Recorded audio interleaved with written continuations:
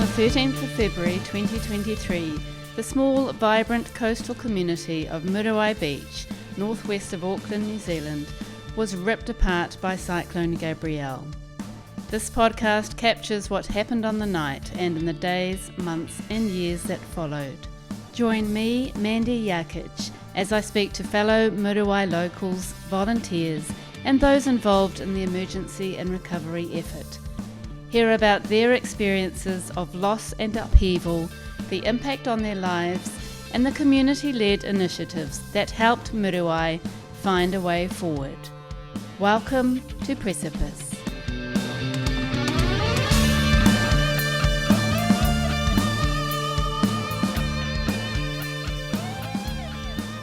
In this episode, I speak with Abe Dew. Abe was a long-time Muriwai resident who was never to return to his home after the cyclone, and he now lives out of Muriwai in nearby Waimauku. He used his marketing and advertising strategy experience to support the recovery and restoration of Muriwai. Abe talks about the traumatic night of the cyclone for his family. We hear this noise which sounded like a Hercules flying over the house, and like turboprop engines on full, and then we thought, Christ, what was that? Was that a low-flying aircraft or something? But there was no impact. It was literally like 6 feet above the house. Evacuating to the surf club. It's like Noah's Ark, wet, cold, animals, people in shock, people who didn't know where their loved ones were, people consoling other people. It was just terrible.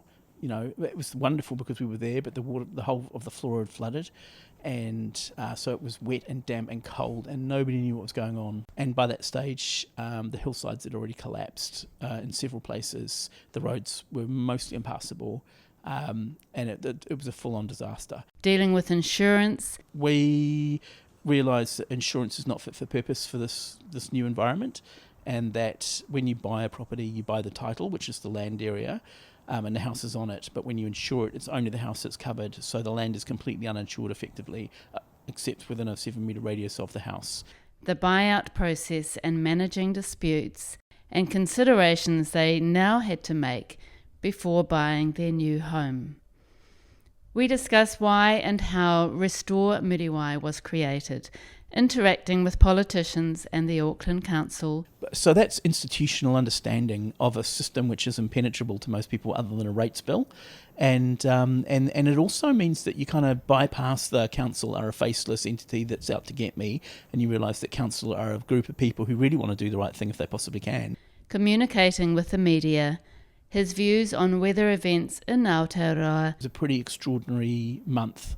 So we had 2 1 in 100 year and one in 250 year events within the course of about 4 or 5 weeks, which kind of puts the sword to all of those metrics. They're all rubbish. You're looking backwards at a past which we're never going to see again, and a future which nobody knows what it's going to look like. And how the experience affected him and his family emotionally. My name's Abe Dew, and the first time I ever came out to Muriwai, I was must have been about 3 or 4 years old, and it was with a whole bunch of family friends driving down the beach to collect tauhara. And so that was just like a vivid memory of running along the sand, being chased by my dad with seaweed and things like that. And so years later, when I was at university, I used to just jump in my old Boris Minor and blast all the way out through the western suburbs and arrive at the beach with a rubbish bag and just pick up rubbish and walk along the beach in the filthy weather just to get my head straight. And so it's always been a place where I expected it to be moody and wild, and that's part of its charm. So, eventually when I bought a house, I decided to get one in Muriwai because a friend had bought out here, and I saw what a spectacular location it was, so it reminded me. And I thought, if you've got to nail yourself to a bank, you may as well get something you really love. So it was a tremendously inconvenient choice, but a brilliant choice. And so we lived here for 25 years, including the 18 months after Cyclone Gabrielle, where we were red stickered out of our house and ended up in a rental. And now we've moved to Waimauku, which is as close as we could find, but a significant change from where we were, because after a quarter of a century, it's good to mutate and survive. And you've raised 4 children here? Yep. spectacular. You know, I moved out here because of the physical location, but what having kids in the neighbourhood taught me is that it's the people, and that's how we met them. So through our kids' families, we kind of got woven into the community, met people, connected with them, and really became part of the fabric of the place. So that was absolutely brilliant.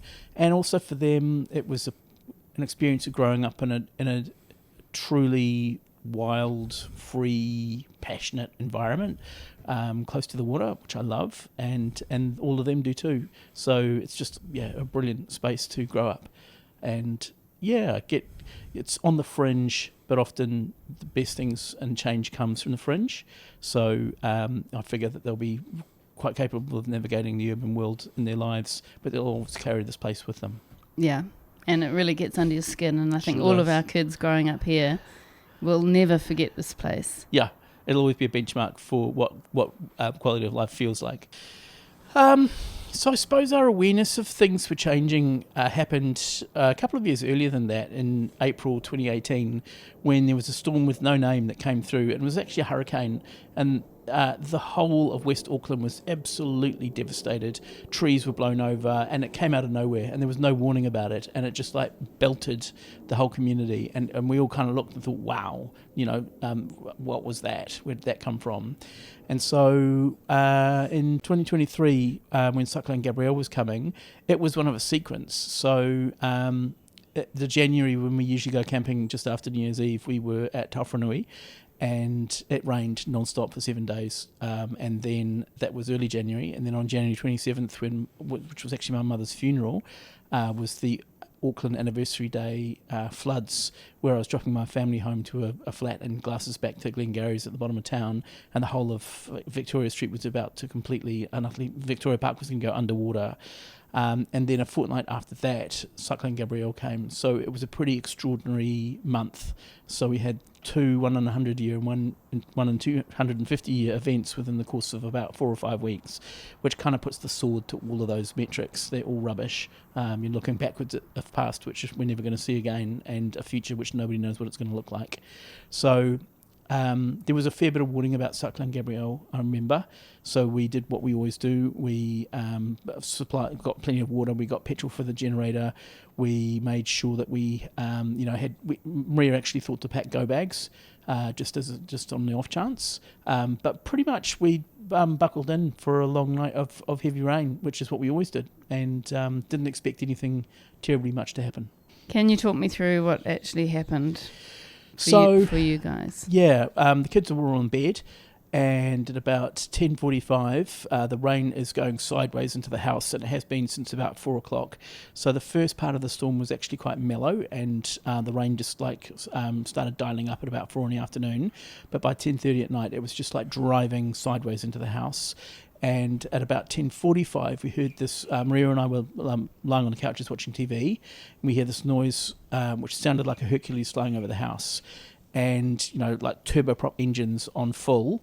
And then we thought, Christ, what was that? Was that a low-flying aircraft or something? But there was no impact. It was literally like 6 feet above the house, and then the lights flickered, and the TV went out, and the whole house went black. And we're used to, giving people packets of candles when they move to Muriwai, because they're going to need them eventually. And so we sort of broke out the lanterns and things.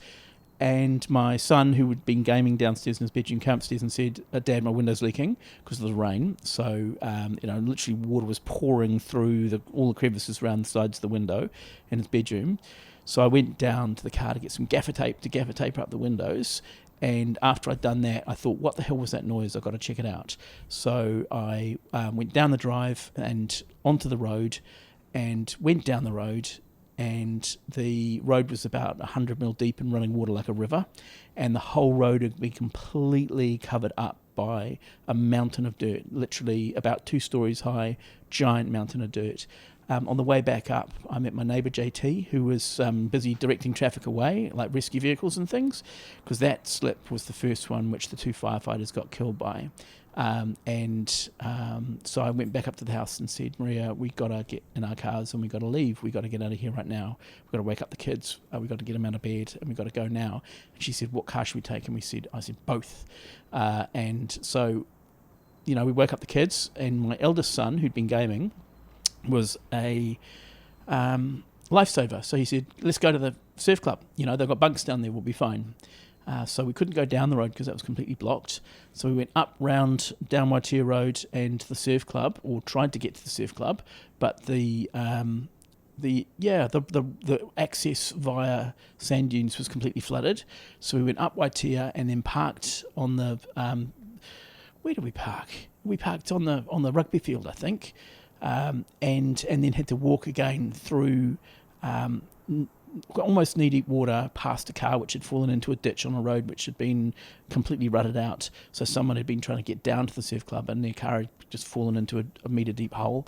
And by this stage, we were all pretty freaked out. So we get into there, and there's already like 100 people who've also self-evacuated, and this is about 11 o'clock at that stage.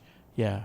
And do you know if at that point there was sort of notice coming out to tell people to go to the surf club, or was it just somewhere locals thought would be a good place to go? I think we thought it would be the best place to go because we needed a bed and we didn't trust the hillside next to us because we'd just seen what had happened to it. No notice came out until hours later at about 1 o'clock in the morning, when by that stage hundreds of people had turned up at the surf club, all wet, all in shock and all terrified. And suddenly anyone who's got a working cell phone, it starts going and it's just like freaking people out. And by that stage, the hillsides had already collapsed in several places. The roads were mostly impassable, and it was a full-on disaster. But it was hours after we decided to get the hell out of Dodge. Yeah. So how did you find the surf club? I know it was flooded and a bit of a mess. The surf club was like, I wrote an article about it, but it was like Noah's Ark, wet, cold, animals, people in shock, people who didn't know where their loved ones were, people consoling other people. It was just terrible. It was wonderful because we were there, but the whole of the floor had flooded, and so it was wet and damp and cold, and nobody knew what was going on. So and dark. Yeah, and dark, pretty much, and just what you forget is the smell, and maybe that was the big thing from the morning after. But the whole of the neighbourhood just stank of wet mud and filth and dead septic systems, and it was overwhelming. But like the damp and the wet and the cold, people who had fought their way through trees and rain to get there with kids trying to keep them calm, and were terrified themselves and had no idea what was going on. So we got there early enough to get some bunks, and so I said to some people, do you want them? And my son stepped up and said, what can I do? Because he was a lifesaver. So they said, we need trenches around this place, start digging, and they handed him a spade, and he did. And so now he's in the army. He saw the Unimogs arrive hours later and thought, this is cool. His comment when we arrived was, this is some World War Z shit right here. And so he was totally in his element. Yeah. What were you most worried about in that moment? The cat. So we'd had to leave the house without the cat. And so at 2 o'clock, I tried to go back to pick him up, and that was probably about the time that the house next door was getting wiped off the face of the earth, so it's really lucky that I didn't. And by that stage, all the fire service guys had created roadblocks up and down the road, and they just said, no way, you're not going back, you can't, there's no way to get back. So that was my priority at that stage. Your house, you had a big slide next to it, but it wasn't actually hit. Yeah. But you weren't allowed back. So can you tell us what happened for your family?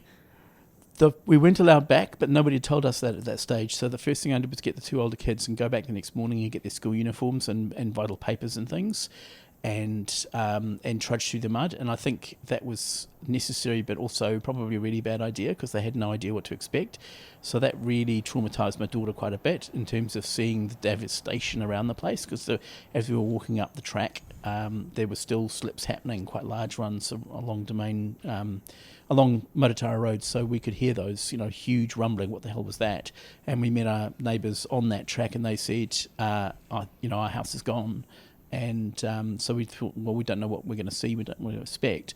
And so our house was untouched at that stage. So right next to this giant, huge, bright orange scar on the land, there it stood, but the driveway was completely covered, so we had to essentially wade in calf-height mud through this slurry, liquefied gunk, thick, gooey chocolate custard shit to get to the house, which is pretty horrible. Yeah. And get those things. And that, I think, is what really got inside my daughter's head for quite some time. And so she was hugely emotional about it and didn't want to go back to the house at all for a long, long time, because she sensed that the life we'd had in the place that they'd grown up and the place where their whenua were buried was gone to a huge degree. It just didn't feel the same. We didn't trust it as a home anymore because we'd seen that it could be destroyed. How old was your daughter then? She was probably about 13, yeah. And, which is, old enough to help out and old enough to trust to go back to the house. And she's also a lifeguard now, so she's got a level head on her shoulders. But the impact of that was immense, I think. What did you do from there, and how did you figure out what you needed to do?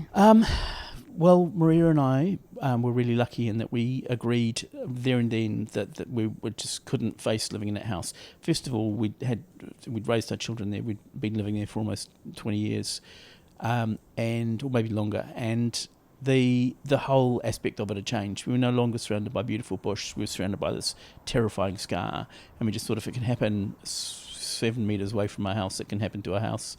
You should not, we would not be able to sleep in that place overnight with kids in the rain, and so you can't be there as a family. It just doesn't make sense. So we were completely agreed with that. We had to find a way to get out. The house wasn't touched, so we contacted insurance, and they said, well, we can't really help you because none of your insurance is valid because the house has been damaged. We got a very small amount. No, I'm wrong. They actually gave us, because after we were red stickered, they gave us an accommodation allowance, which lasted probably about 6 months. And a small amount for damage to the fridge and freezer, which we couldn't retrieve. But within 3 days, we got red stickered, which means that it was deemed to be a not safe for human habitation, and so we weren't allowed there. Fortunately, ours was just on the edge of the exclusion area with the barriers, so my wife Maria and I proceeded to loot our own home for the next month and a half. And every night for those first few weeks when nobody knew what was happening, I'd backpack my way into the house through the forest, parking down at the tennis courts, and put everything that we wanted in boxes. And we wanted everything because we didn't know if the house was going to be destroyed in the next rainstorm.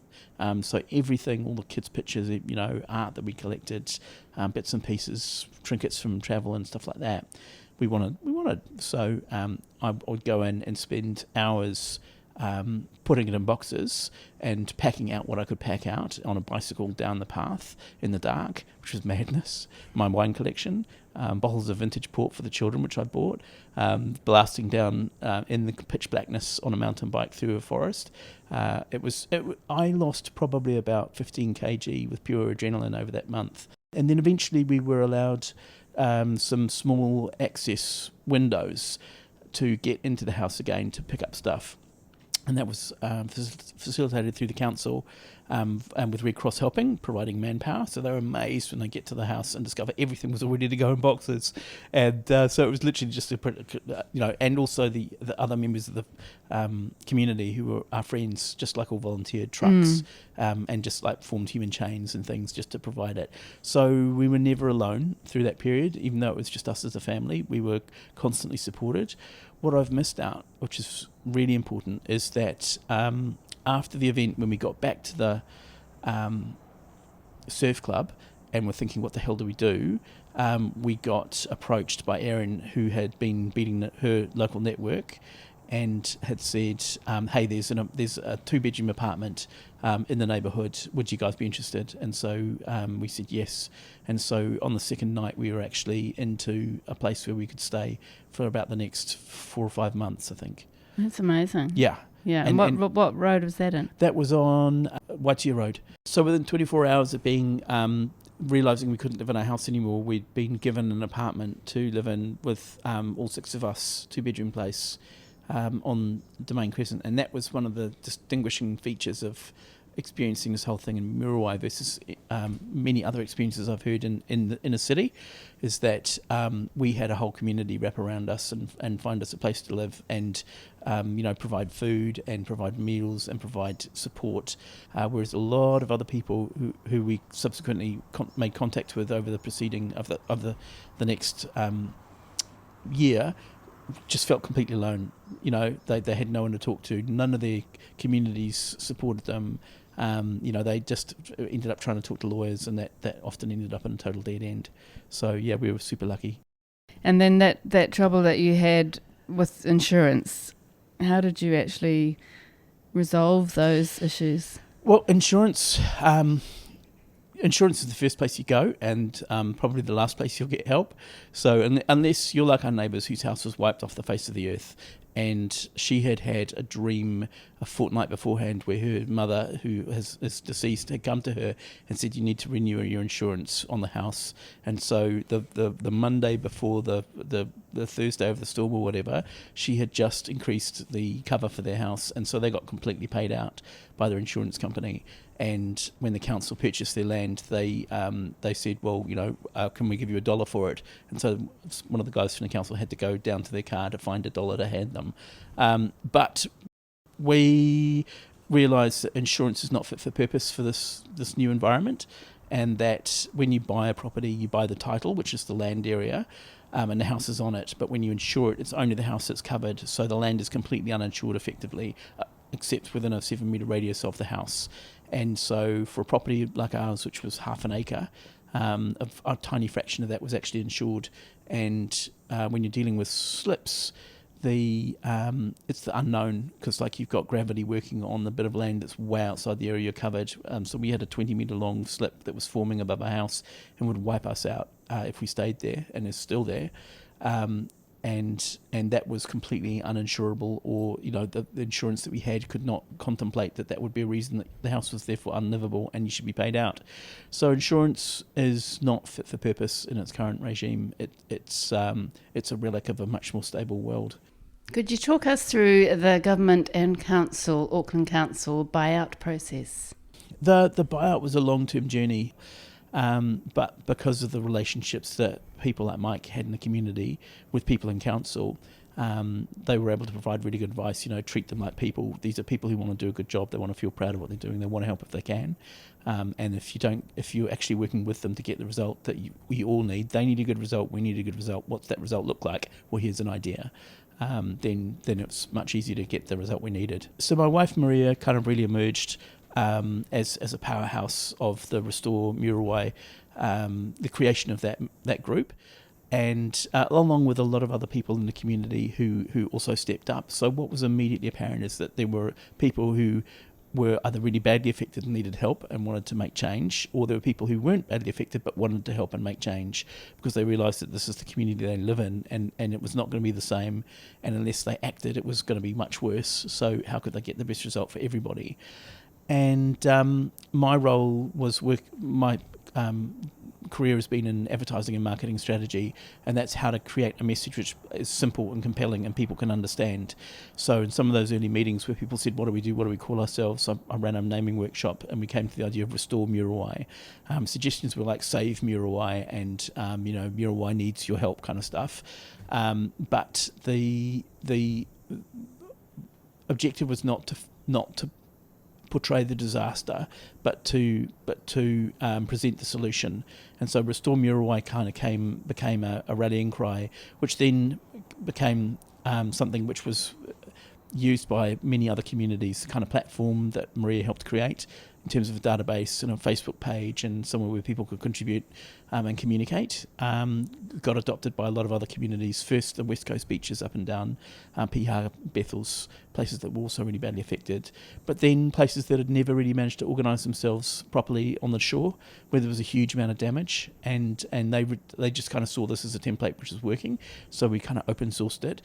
And the really important thing about having that idea of a group of people working together is that was an entity the council could deal with, whereas the council can't deal with individual landowners. They're just not built to do that. But they are built to deal with lobby groups and community organisations. And so if we could create this as a community organisation, which then became a regional communication organisation and then became an Auckland-wide network of groups, that gave us real leverage when we went and presented to council about what we needed. So our interest was always in Muriwai, but our approach to it was that anything that was going to be good for Muriwai had to be good for any other suburb as well, because we couldn't ask for special treatment. So therefore, we kind of pushed ahead and presented and made a case about why precedents from other places like New South Wales, where they'd had really devastating floods and fires, and Victoria, about what community buyouts looked like. Part of the work of the group was also to liaise through political connections that some members had with parliamentarians who had access to researchers. And so we were getting, precedents of buyouts in West Auckland and across the country to actually say that we're not asking for anything that hasn't been done before. We're just asking for something which looks a bit different from what's been done before, but will work better. And so, because that was the big... Nobody knew what the answer was going to be, and so we had to fight for the answer we needed, which was an equitable solution, which meant that 64 households wouldn't be totally destroyed. Floods are really easy, and the bigger issue in Auckland has been flooding. But floods, when your house is flooded, they can say your house is unlivable because it's in a floodplain. Slips are really difficult because when they look at a property, they can't say, well, that's going to slip or this is going to slip. So at the same time, the council were going through their process of getting geotechnical engineering reports done on the whole neighbourhood, and having meetings where we were presented with initial findings which were really dire and said, essentially you can't, you shouldn't be living here because it's not safe, it's an intolerable risk to life. And what we had to do was use that information and then present it back to the council to say, therefore, you should buy us out. Because when the actual initial assessments came, a lot of people who thought they were going to be bought out were told, no, you can keep living there. And that was a bit of a shock after 6 to 9 months to be told that even though you didn't trust your house, you knew there was a slip waiting to fall onto it, that in fact these guys in an abstract theoretical report had said, no, it was cool, you can be there. When we were told that, we just said, no, we're not going to accept that. I'm really sorry, we're going to fight and we're going to get bought out. So you had the contacts and the right sort of people within the community to help you with this, but how did you actually meet with the council? Because that's what a lot of communities have so much trouble with. First of all, because we created ourselves into an organisation, we therefore... they could communicate with us because we represented a critical mass of ratepayers with aligned interests that also spread across Auckland. We were also really lucky in that some council whisperers came to us, Penny Hulse, and said, "This is how council works. This is what council dynamics are. This is how council meetings happen. This is how people present to council. This is how you get your 5-minute meeting. This is how 3 of you present on different parts of the same topic and turn it into a 15-minute window that you can get to talk about yourselves rather than the usual 5." So that was invaluable, and that meant that we could submit questions to council, which would be presented by councillors, which we could then answer in order to provide the wider council with the information we needed. Abe explains the connection with Penny Hulse and the role that she had in Auckland Council. She was ex-deputy mayor, okay, and she stepped up. She knew that she had seen some of the stuff that Maria had been doing and recognised herself at a difficult time and a younger age and a cause and a fire in the belly. So she kind of said, if you guys are going to talk to council, here's who you need to talk to. Here's the people who will be up against you and their agendas. That's a great resource to have. Bet. So that's institutional understanding of a system which is impenetrable to most people other than a rates bill. And it also means that you kind of bypass the council are a faceless entity that's out to get me, and you realise that council are a group of people who really want to do the right thing if they possibly can, but they've got a hell of a job and they've got immense systems to go through.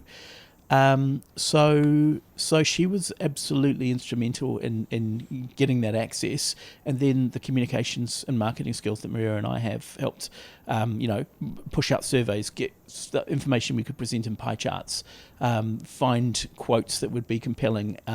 So we made an impactful 5-minute presentation to council saying this is the degree of support behind these ideas and why you should take them seriously, and how to do it. At the same time, we were using the parliamentary press connections that we had to communicate with the Deputy Prime Minister at the time, Carmel Cipollone, and so members of the community stepped up and had dignitaries coming through our houses.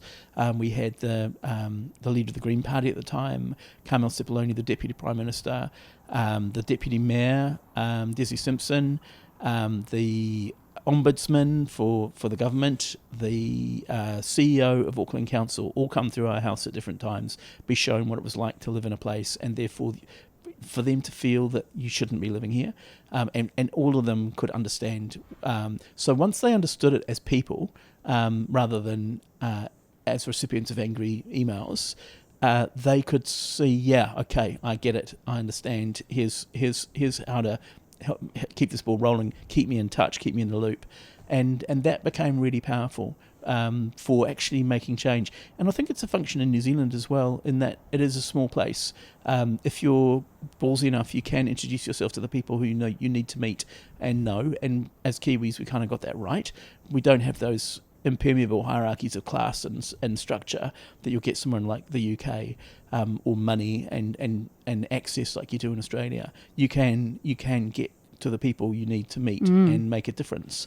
Part of that was also writing feature-length articles at 6 months and 1 year on the plight of Muriwai that were published in the Auckland Herald, because we couldn't be seen to be just like a needy group with our hands out. We had to get the wider public of Auckland behind us if we could. So that's something I stepped up to do. And never in a million years at the beginning of 2023 did I ever imagine that I would appear on TV with my family and my kids, that I would be writing letters in the Herald, that we would be presenting to the council, that we would be, as a community in the situation we were.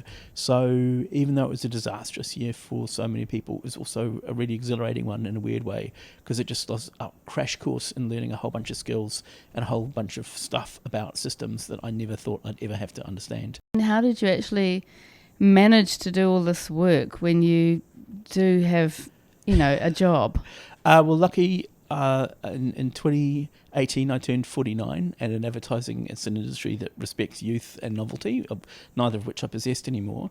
So I'd pretty much gone freelance, and could help out. But Maria was working full time, and she managed to do a huge amount. It's exhausting, utterly exhausting, and that's where you couldn't do it if you were doing it by yourself, and that's where the support of the community came around and wrapped around, because a lot of people went really, really ragged, emotionally burnt out from what they were going through in their private lives, and physically exhausted from dealing with a whole range of things and having to learn stuff that they'd never thought they'd need to get their heads around, and real fast, and with the spectre of losing your house and everything you'd put into your mortgage and your financial security and your family's security and well-being on the line. So it was high stakes, and so we treated it really seriously. It became the thing you'd fight for pretty hard, really quick. And so, and people react differently. Some people retreat, and others lead in, and others want to get stuff done publicly, and others want to get stuff done privately. But fortunately, there was enough of everyone to make a difference. Yeah, so true. And I think that was one of the successes is, the different types of people that came on board, and they all had different strengths and different approaches, and it seemed to work like that really well. It did, and it was really fluid as well. So people would come in as and when they needed, when they can contribute according to what they had to get done, and then they kind of move on. So at no point was anybody interested in creating an empire or an entity which they could then define and rule. And that's what we kind of saw in some other groups which had been around for a while, that they had formed really strong personality, led cultures, which meant that it was really hard for other people to contribute to them or to work with them, because it was all about an individual rather than a community. And so, we worked really hard to get the result we needed. And at that point, we said, okay, we'll hand it over to the next people who've got a different set of priorities. And it's about, real recovery from Muriwai after all the buyouts happened. And that was fine. And, the shame of that is that some of the institutional memory gets a bit lost. So the first thing we did, and you were involved in it, was say, okay, we've got all these great contacts at council now. How can we get a really cool artwork made to commemorate this thing and remember it? And so, and that was something which is also a reflection of Muriwai. People where people stepped up to help with recovering and making sure the community was cool, but also not that it shouldn't be forgotten and that we could create something meaningful as a result of it. Is there anything else that you can think of that you could say to other communities who have been through a similar event? Yeah, so one of the things that, one of the reasons Penny helped us was because she was really interested in how to help communities prepare for these sorts of things. And we're all aware of civil defence, which is about infrastructure and safety and objects and places and landscapes. But this is really about civic defence, and it's about the relationships of people to each other, bonds of community, bonds of care, looking out for each other. And so what made Muriwai such a success in terms of hopefully how we've dealt with this thing is the fact that those bonds were pre-existing. We actually functioned really, really well as a tightly knit community of people who more or less liked each other and understood each other and got on, left each other alone when they needed to, but were ready to step up and provide for each other when they had to. And that was the difference.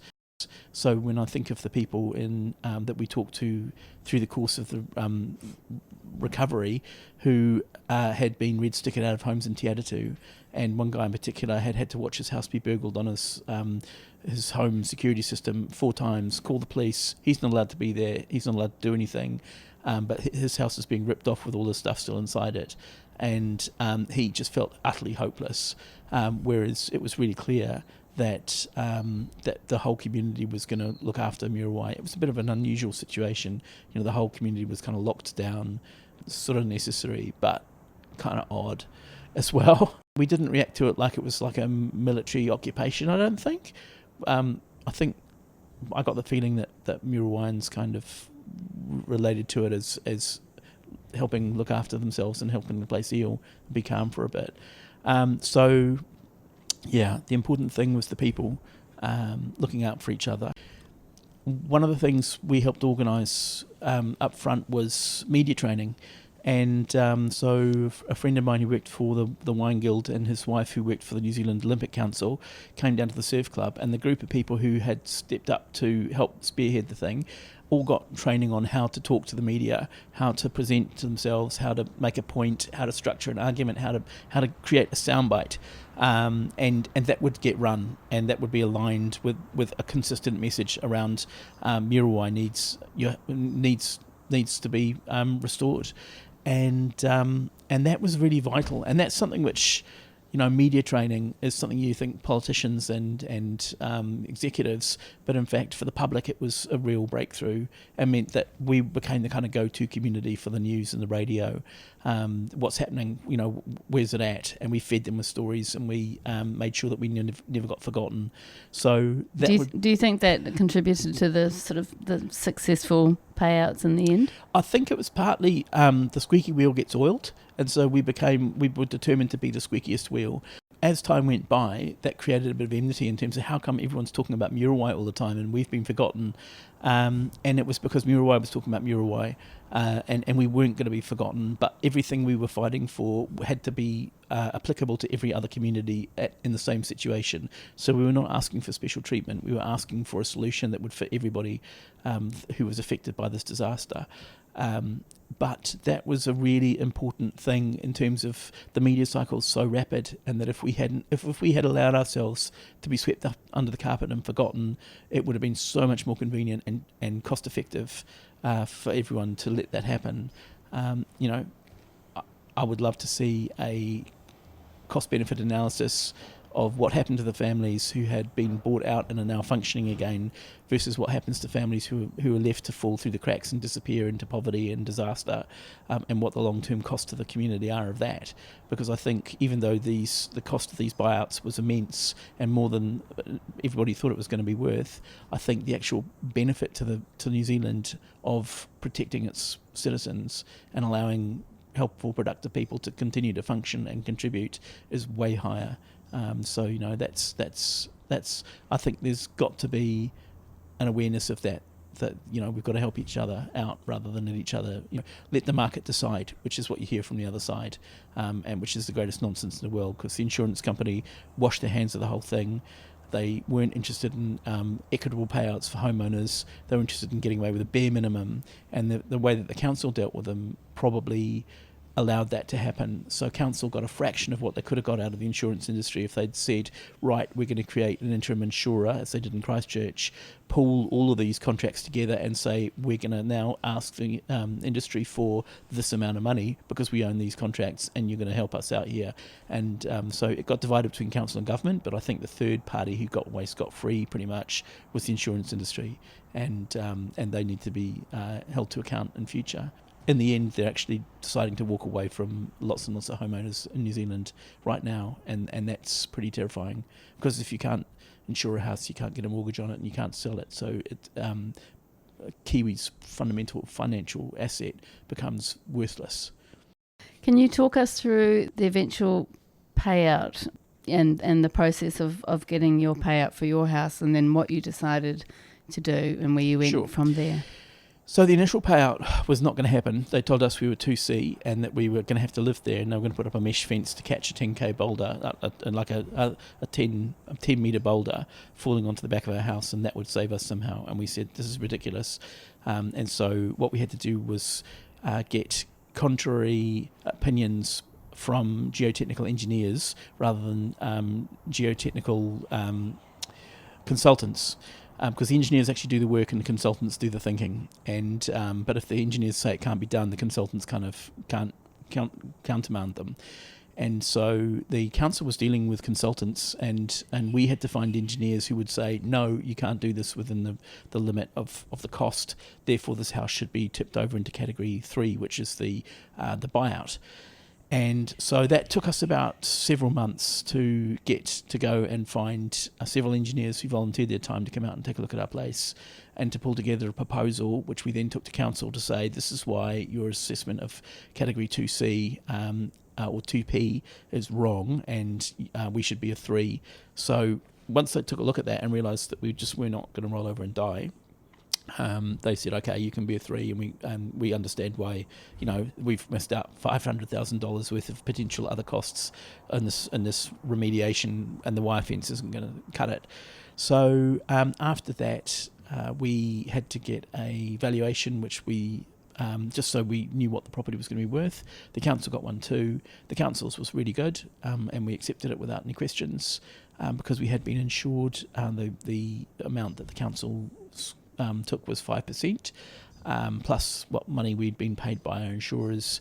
And like I said, the whole process was over and done in a year, and actually once they'd worked out how it would work and what could happen, it was really fast and quite efficient. The drama was that it happened in waves, so some people got news and others didn't, because they couldn't assess everything all at once. It was an immense amount of skills and effort that was required. And so that created a real sense of oh my God, like survivor guilt for a lot of people who got a payout and then started looking for a house in a neighbourhood or somewhere else, and other people who hadn't received a payout thought, oh my God, we're never going to get out of here, we're never going to miss out, we're never going to find anything. So that was a kind of just human nature, I guess. But in the end, we got a payout, which was great, and we were renting up the road, so we stayed in the community, so the kids had the continuity with all their friends and the school bus and things like that. And then we started looking, and what we did was we looked really hard with a really, really cold calculus about what we would buy and what we would never touch, because what we realised is that real estate agents selling us houses had no idea of what has happened to the New Zealand property market in terms of risk profiles, in terms of floodplains, in terms of slips, in terms of all sorts of calculus which are now being applied to properties. They were blindly ignorant of it, and so we would ask questions about, what about, is there a slip zone on this land or not, and they just have no idea. So it took us a long time to find a place, but in the end we found a magnificent house which had never been on the market in 50 years, and contacted the owners, and they were really happy to sell it to us. And we've now got a place where all of our kids have got a bedroom, and they feel like they're at home, and that's the most wonderful thing. Were you thinking that you wanted to get out of Muriwai at that point? I loved Muriwai. I love Muriwai, but we realised there'd be so many fewer places in Muriwai to live, to choose from. So we looked at every open home in Muriwai, but when we applied the lens of, is this house safe? Is this house defendable? Can this house be insured? Do we feel comfortable living here? We decided that we would look much further afield. So the question became, how much further? And that was sort of like a debate between Maria and myself. She was happy with somewhere way further away, and I just wasn't. I wanted to stay close because I love the beach. Yeah. And emotionally, tell us about how this event affected you personally, and Maria, your wife, and you two as a couple. So the first experience is one of complete and utter shock, and people react to shock differently, and so that was really hard to navigate.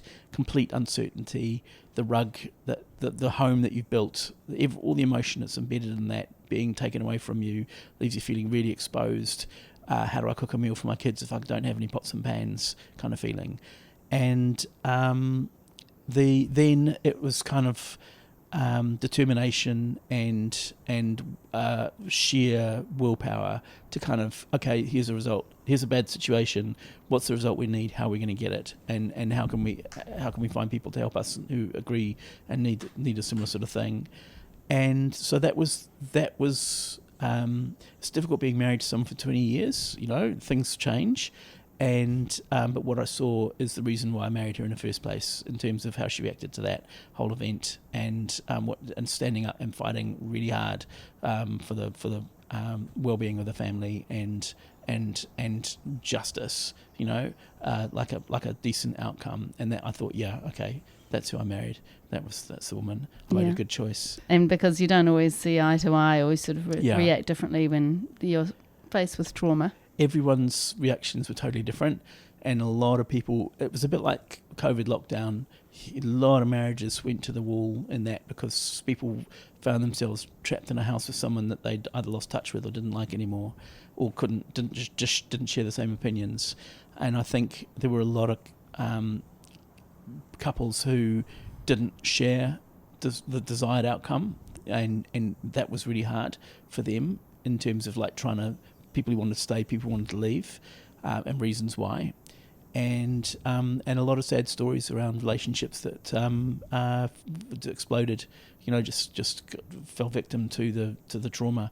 A lot of good people got hurt and continue to be really hurt as a result of what happened. Yeah. And that's the kind of immense emotional tale of this kind of thing. Have those feelings changed over time, do you think? So about a fortnight after Cyclone Gabrielle, I went to a K Tempest concert at the power station and just wept, and just literally wept, because it was just a huge release. The music was just this moment to get a huge amount out of my system, and that was really important and allowed me to kind of ground myself for then what had to be done in order to get things right again. I think I've got a lot more empathy for, everybody sees floods, hears about slips, and you realise the immense anguish that's going to be surrounding all of those people and the communities they live in and the landscapes they loved, getting really horribly harmed. And part of that process for Muriwai was also engaging with the mana whenua and actually getting them to bless the place afterwards and reintegrate their relationship with this community, which had never been particularly strong. We'd kind of been an island in some ways. And in terms of the emotional arc, I feel really lucky. I feel incredibly lucky that we came out of it so well, that we were surrounded by the people we were surrounded by, that it's worked out okay for the time being. Yeah. So and how about your kids? I don't know. I think this is something that they'll carry with them for the rest of their lives, and they'll deal with independently. Alba, my daughter, was immensely emotionally impacted initially. My eldest son, who was there on the night, just kind of water off a duck's back for him. The two younger kids, our youngest son was probably most affected in terms of having his house, just you leave it one night in the storm and you never go back, kind of thing. And so it's hard to know what effect that'll have on them in the long term. But it's got to have some kind of deep impact on them. That sense of fragility around things that you've always considered to be forever. Yeah. But it will also teach them really good positive things like resilience and determination and other values. And that was also part of what we consciously talked to the kids about through the whole process, is that this is really hard, this is really difficult, but it's going to be okay, and we're going to make it all right. And life goes on. Yeah, and just identifying that you're all okay, like we're the lucky ones, no one's been hurt. Yeah. And getting kids to understand the fragility of life and appreciating what you have. Respect for the power of nature, and understanding of it, and also healthy sense of self-preservation. But the good news was that our cat came through okay. We ended up getting him the next day, and he survived. And that was, we were really lucky in that regard, because a lot of people lost pets, and that would really hurt them as well. So one of the really important things that came out of this was the fact that we stayed in the community meant that we were surrounded by people who understood what we'd gone through and could try and help us. Was what I heard from some people who had left the community because they just couldn't deal with what happened, is that they found themselves in environments where they were surrounded by people who had no idea and couldn't get it, and they just felt kind of like fish out of water. So I think staying here was probably a really good thing for actually processing the whole thing and coming out the other side. I can't speak for other experiences, but I know a lot of people who did move away or were forced to move away because they had no choice, felt really, really discombobulated and had no idea where were they supposed to be, what was going on, where am I going to see my stuff, how do I piece my life back together if I'm suddenly in South Auckland when I've been used to living in West Auckland. A hurricane storm in 2018, and because we were out of power for 7 days, which had been the longest time ever. We'd been used to, at that point, if you don't have a generator, the fridge is getting really manky and horrible, and a huge amount of food is going to waste in a freezer potentially. So we had learnt to take those precautions before Cyclone Gabrielle happened, and we've taken those precautions with us to our new house as well. So one of the conscious things we looked at when we were buying was, can you gravity feed the water to it to flush the toilets if there's no power, and all of those sorts of things. Is there enough room to have a garden to grow stuff? And so we've become way more self-reliant, hopefully. What's something meaningful you'd like to leave us with, Abe? Don't believe the hype. The market will not save you. It's people that'll get you through. It's the people next to you who will be your saviours, and know their names. Be open to helping and open to being helped, and that's the most important thing. That's where the future lies.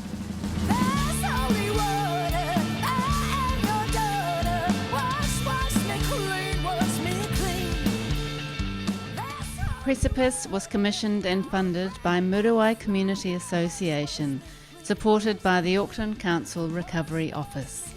Artwork by Taylor Williams, soundtrack by local Muriwai band Tin People, written in response to Cyclone Gabrielle. Ngā mihi, thank you to the Muriwai community for their input and bravery, and for sharing their stories. And thank you for listening.